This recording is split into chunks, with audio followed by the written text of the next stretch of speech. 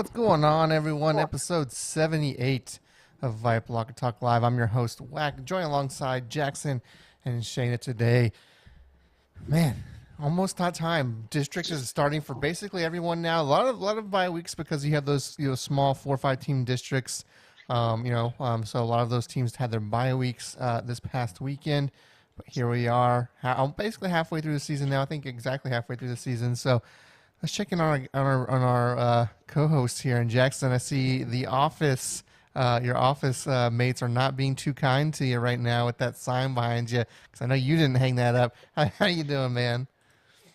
Doing good. Obviously, a rough weekend. As you can see, Shane, our CEO, really wanted to to make that apparent here. But overall, great week of high school football. Excited for another one this week. Yeah, that's what we in the Longhorn Nation call like kind of that perfect weekend, right? I mean, you had Oklahoma lose, you had Tech lose, you had A&M lose. So yeah, that's kind of like the trifecta of happiness for a Texas college football fan. Shayna, how are you doing? I think didn't the Chargers win yesterday? So pretty good there, huh? They did win. They won. I smoked salmon, and my weekend was great. My teams won. My fantasy teams not so much, but at some point you just gotta start aiming for last place and take that. Um, Jackson, I was gonna ask if you lost a bet or something because why haven't you ripped that down? I'm surprised. He Well, it's did down because now. yeah, he had it, he had to give it a few minutes, of course, just to be a good sport. It's a good sportsmanship there by Jackson. And then of course, hey, the Cowboys won as well. I didn't watch that game until like 8:30 last night. We had to work yesterday for doing a photo shoot with Antonian girls basketball. So that happened right at noon when the game was starting. So just basically had to stay off social media all day until I finally got home. But hey, I watched the game in about an hour, which was nice. Right, you didn't have to sit through all the commercials and all the downtime. So great win. Look, can we stop this Cooper Rush QB1 nonsense? Like when Dak comes back, he's starting. Let's be real here. But we're not here to talk NFL. We're here to talk some Texas high school football. So let's get down to it. Let's start with kind of the question I always ask on a Monday, which is, what were some of the biggest surprises that you saw this past week? What are the games that stood out to you? Let's go Shayna first. What are some of those games that really stood out to you this week? The biggest one that really stood out to me was Fort Worth Christian beating Dallas Christian. Big win for them. Luke Anderson ran for 41 or 40 yards. He scored 3 touchdowns. Before this, Dallas Christian was 5-0, returning state champions. Looking to go 6-0 before district play. So this for Fort Worth Christian was huge. It's going to give them a lot of momentum headed into this week, headed into district play for TAPS. Um, it, it absolutely insane because you're talking about a Dallas Christian team who, until this point, have outscored their opponents by a combined 100 points. I think it's something like 186 to 87. Um, so huge loss for Dallas Christian. But talking to Coach Wheeler, they are doing, what every good team does. They focus week by week just to get back to the playoffs, and then from there, another week by week. That to me was the biggest thing. A lot of big time teams, they were out on a bye week this week, so I was really focused in on that Fort Worth Christian Dallas Christian game and the huge upset in the Dallas area. Jackson, let's turn it over to you now. Same question for you. What are those games that really stood out to you this week?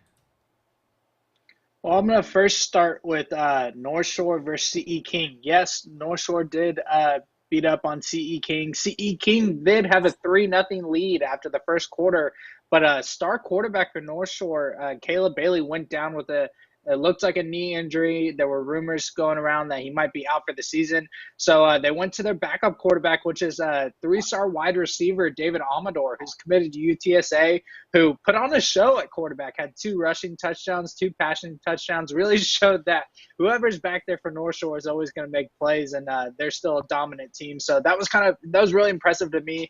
After seeing that Caleb Bailey went down, I was expecting maybe a little bit of a turn down on the offense, but they just kept going, and that defense really held CE King the rest of the game. So that was very impressive to me. Also, that matchup between Dallas Jesuit and Highland Park, only a touchdown win for Highland Park. That was a big game.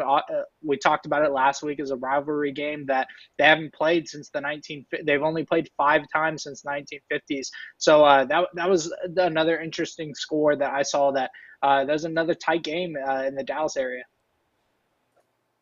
Yeah, I mean, I think that game is an indicator that Highland Park, they've come to play in 6A, so don't sleep on them just because they're finally, quote unquote, finally in the 6A ranks. I think one of the games that stood out to me the most for kind of my area, which is the Austin San Antonio area, I think it has to be Davenport. Not only beating Divine, but that was a 15-point victory, 63-48. Davenport is putting on the points, just in general. I mean, I think they're probably averaging over 50 points a game. I haven't looked at it, but I mean, just from what I've seen them do this season, Shaston Golden might be one of the best players in the state of Texas at running back as a senior. And man, at 4A, you have Bernie there.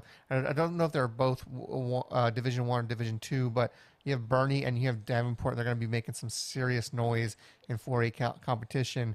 And so watch out for Davenport. If you can't stop Shaston Golden, it's going to be a long night for you if you have to play Davenport. Only their first year of UIL football. Can they make it to state kind of like Shadow Creek did a few years ago? It would be interesting to watch. Let's turn the attention to some other games. What other games in your area stood out to you? Were there any scores that stood out as far as final scores? Jackson.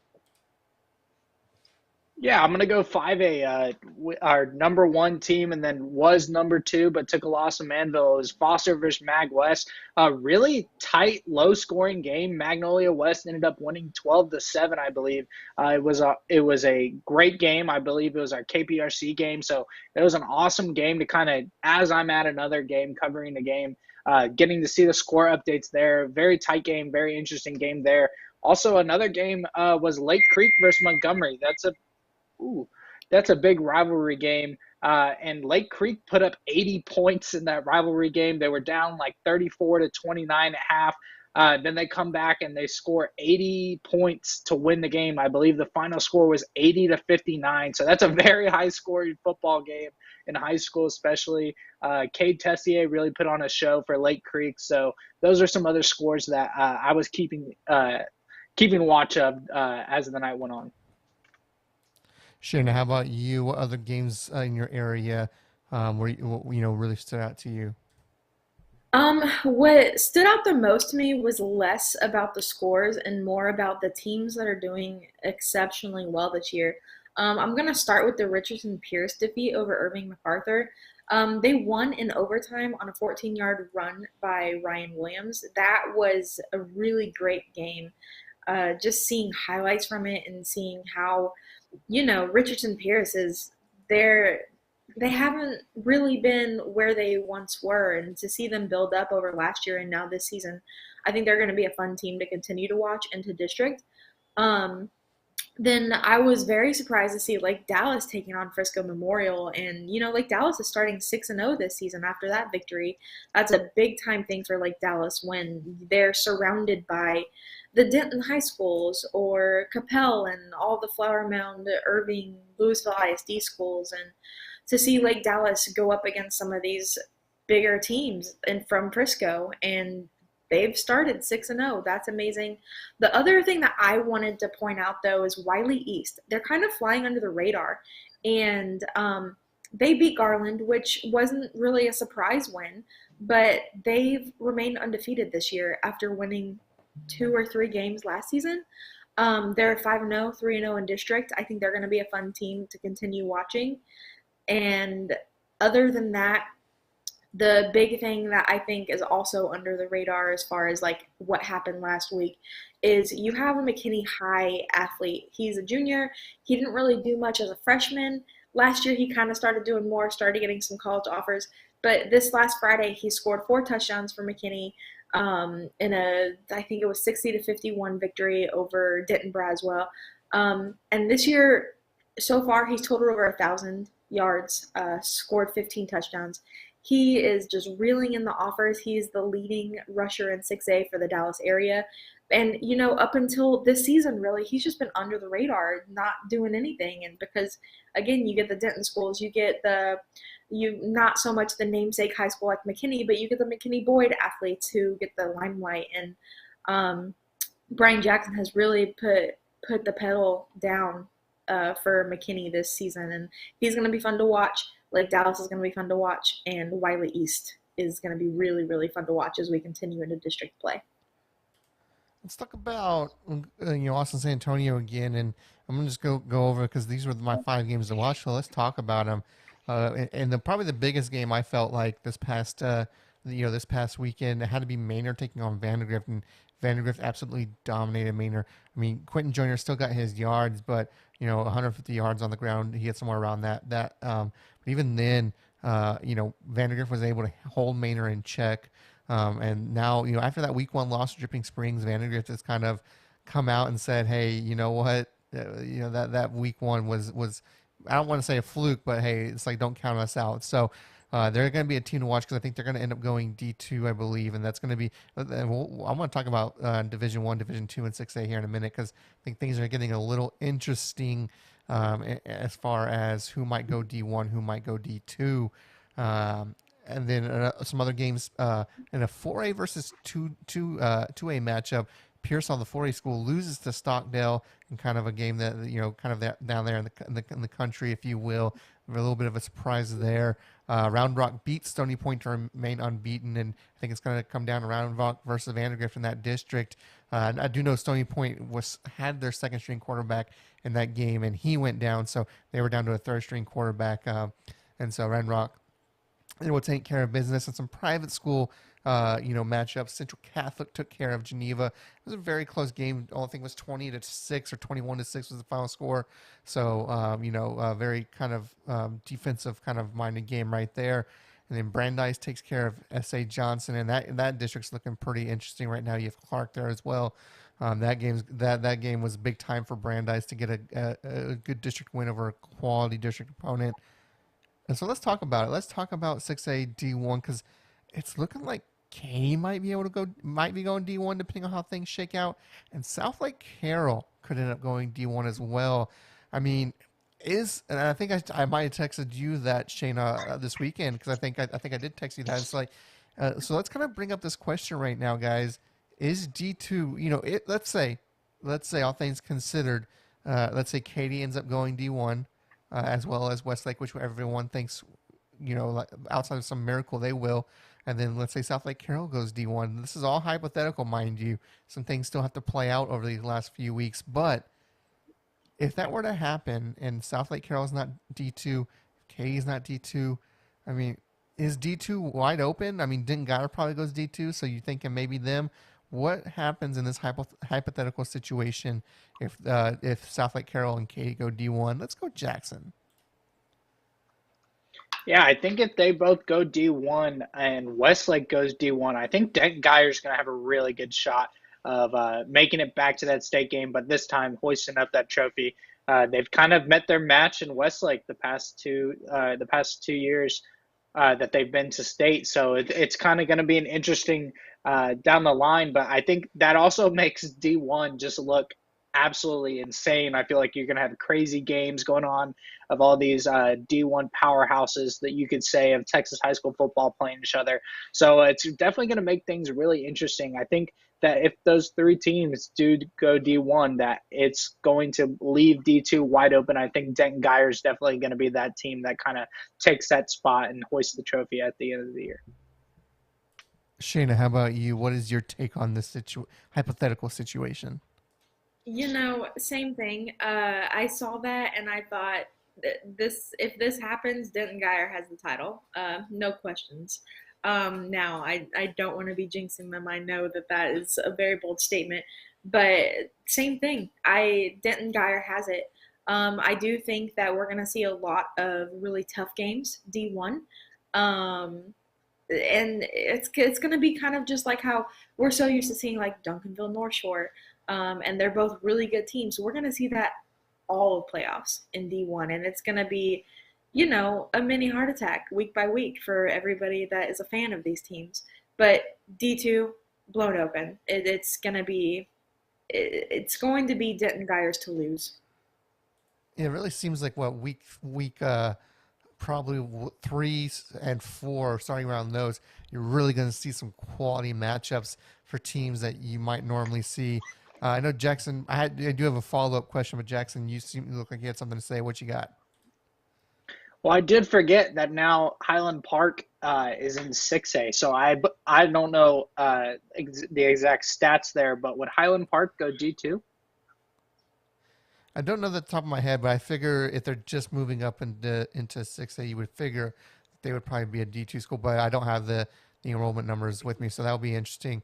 But that would be a team Denton Guyer would have to face at a certain point, most likely. I think an interesting question to pose here is, because we all kind of assumed Denton Guyer would be the early favorite in this hypothetical situation. Is what would Division 3 and Division 4 look like, or not Division 3?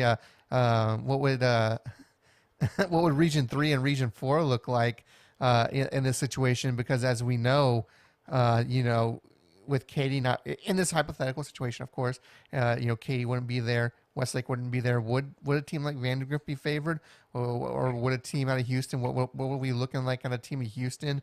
I mean, I can't really think of a team off my head in D2 in the Houston area, because you had Tomball, had that magical run last year, but they'd probably be Region 2. So, Jackson, what do you got? I think the school that could really make a really good run in D2 this year from the Houston area is Klein Collins. They're off to a really hot start. They've seen success in the past. They made it to the state semis in 2016, 2017 season. And right now they're undefeated and they look unstoppable. They've got a little bit ways to go in district. They've got to play a tough Klein Kane team, but that team will be going D1 for the playoffs. And as long as Collins makes the playoffs, they will be going D2. So that would be one team in the Houston area to really look out for. They've got a great offense. Defense is playing lights out right now.